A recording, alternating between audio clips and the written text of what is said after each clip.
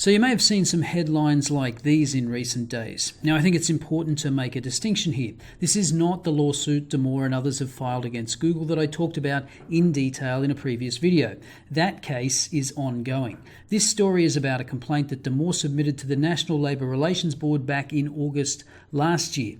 Now, at the time, as this article from Bloomberg suggested, it was always going to be an uphill battle for Damore because, unlike government employees who have some free speech protections, private employees in the US have little legal recourse if companies choose to retaliate for things they say at work or at home. In fact, most non-union private sector employees can be fired for almost any reason or no reason at all, as long as their civil rights aren't violated.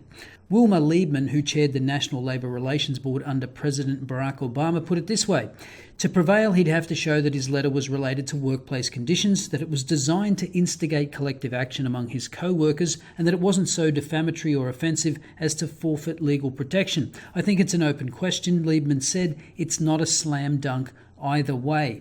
So as per this more recent article from Bloomberg, we learn that Damore withdrew his complaint from the National Labour Relations Board in January, and his lawyer has said she's focusing instead on the engineers' lawsuit accusing the internet giant of harassing him and others over their conservative political views. Now, whether Damore withdrew his complaint from the National Labour Relations Board because of this memorandum dated January 16th is not clear, but this 6-page slightly redacted memorandum written by Jamie Sophia, Associate General Legal Counsel in the Division of Advice for the National Labour Relations Board, is the source of these recent headlines. So basically, Sophia concludes that Damore's now infamous memo made statements that are both protected and unprotected, but that the employer discharged Damore over the unprotected statements, and therefore there was no violation of the law.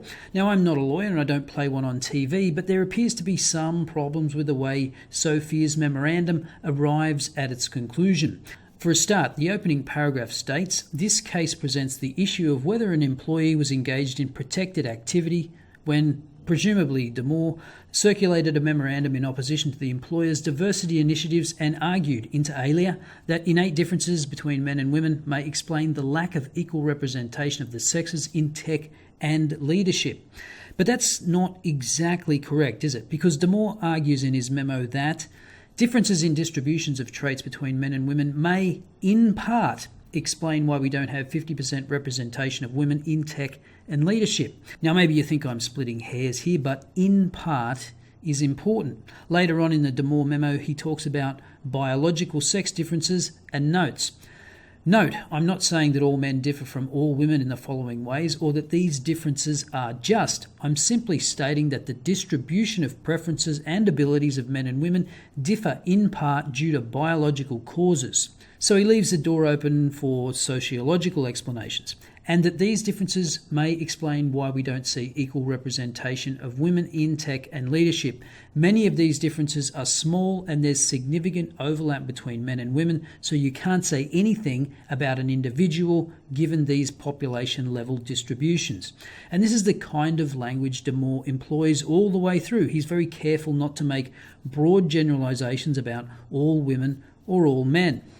Further in Sophia's memorandum, she states, Damore also argued that there were immutable biological differences between men and women that were likely responsible for the gender gap, implying again that Damore thinks it's all about biological differences in the tech industry at large and at the employer in particular, including, amongst other things, women are more prone to neuroticism, resulting in women experiencing higher anxiety and exhibiting lower tolerance for stress, which may contribute to the lower number of women in high-stress jobs.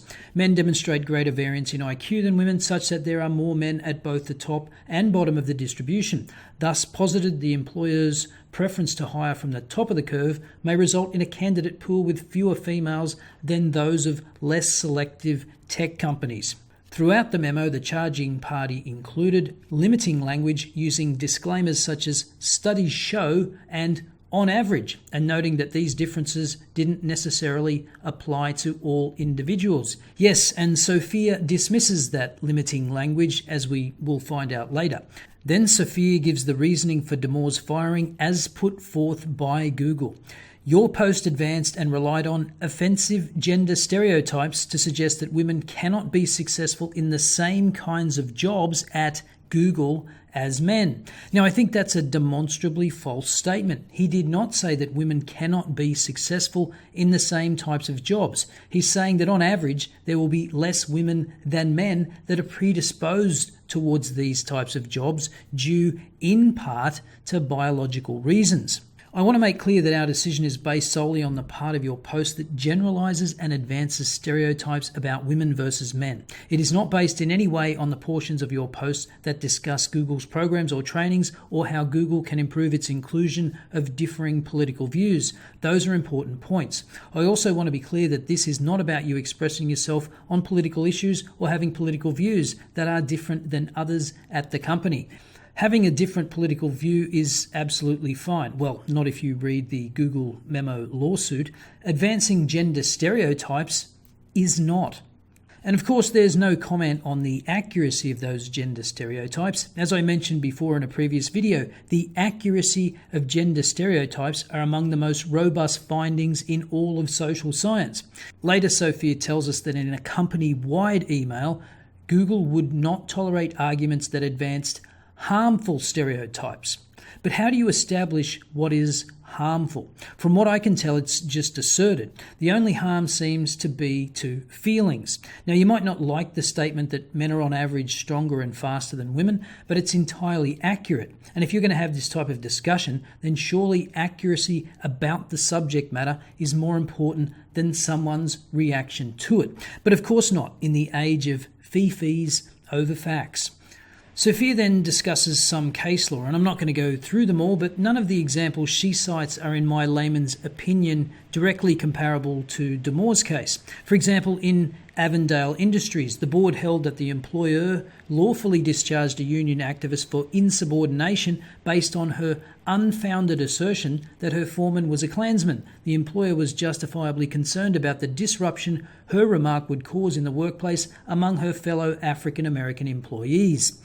But Damore's claims are hardly unfounded. It's not a one-off remark with no basis in fact. It's a carefully crafted and referenced document that has the backing of many social scientists in the field. But I guess if the argument is Damore's memo results in a disruption in the workplace, sure, some emotional infants were so traumatized they had to take the day off. But is this the standard by which we judge these cases? Based on the emotional reactions of the most fragile people in the workplace? It appears so. Now, Sophia goes on to conclude that the charging party's use of stereotypes based on purported biological differences between men and women should not be treated differently than the types of conduct the board found unprotected in these cases. Purported? Really? Not well-established research by multiple replicated studies on, for example, Big Five personality traits? Statements about immutable traits linked to sex, such as women's heightened neuroticism and men's prevalence at the top of the IQ distribution, were discriminatory and constituted sexual harassment. Now, I think Deborah So summed up this astounding assertion best with this tweet. Sex differences are now discriminatory and constitute sexual harassment. This will set scientific research back 50 years. Jordan Peterson chimed in with a link to a recent study and asks, is pointing out that women are more prone to depression beginning at age 12 also discriminatory? So that is a truly amazing claim. Statements backed by empirical evidence constitute sexual harassment. I don't know if you could get a better demonstration of the anti-science streak of social justice groupthink than this. But wait, there's more. This sentence just keeps on giving. Notwithstanding effort to cloak comments with look out, scare quotes, scientific references and analysis, and notwithstanding not all women disclaimers. So is Sophia implying here that she can determine intent? That Damore was just disguising some underlying misogynistic views? And does Sophia think the addition of scare quotes impugns the validity of scientific literature rather than, actually refuting the science with better science? Moreover, those statements were likely to cause serious dissension and disruption in the workplace. Well, the reason Damore wrote his memo was because Google's diversity initiatives were causing disruption and dissension in the workplace. But of course, it only matters when disruption and dissension is registered by the most easily offended snowflakes. Indeed, the memorandum did cause extreme discord, which the charging party exacerbated by deliberately expanding its audience. Again, Sophia seems to be practicing mind reading here, that this was a nefarious plot to cause further disruption by Damore, instead of seeking feedback from a wider audience within Google on his memo. Numerous employees complained to the employer that the memorandum was discriminatory against women, deeply offensive, and made them feel unsafe at work. Well, you can allege that it's discriminatory against women all you like, but you actually have to establish that it is. The argument seems to be that some people think it was offensive and discriminatory, so therefore it is. And Damore's attempts to support his statements with scientific research just proves that Damore was trying to cloak his misogynistic and discriminatory views. And unsafe at work? Of course, we're not talking about physical safety here, we're talking about psychological safety, which is an attempt to expand the idea of what most people think safety means. Concept creep, as Jonathan Haidt calls it. So a carefully worded memo that is supportive of diversity and offers some empirically backed research of sex differences made some people feel unsafe at work. Yeah, that sounds a bit, neurotic. Moreover, the charging party reasonably should have known that the memorandum would likely be disseminated further, even beyond the workplace. Why? It was an internal Google message board. How was he to know it would be disseminated outside the workplace? Once the memorandum was shared publicly, at least 2 female engineering candidates withdrew from consideration and explicitly named the memo as their reason for doing so. Well, that might be a good criteria for excluding easily offended people from your candidate pool. Did those female candidates read the memo, or did they just read out of context media stories? How many engineering candidates have now withdrawn because they've heard about Google's slanted diversity policies? Thus, while much of the charging party's memorandum was likely protected, the statements regarding biological differences between the sexes were so harmful, discriminatory, and disruptive as to be unprotected. So again, neither you nor Google have established that Damore's claims are discriminatory. That has just been asserted without any reference to the factual accuracy of those claims.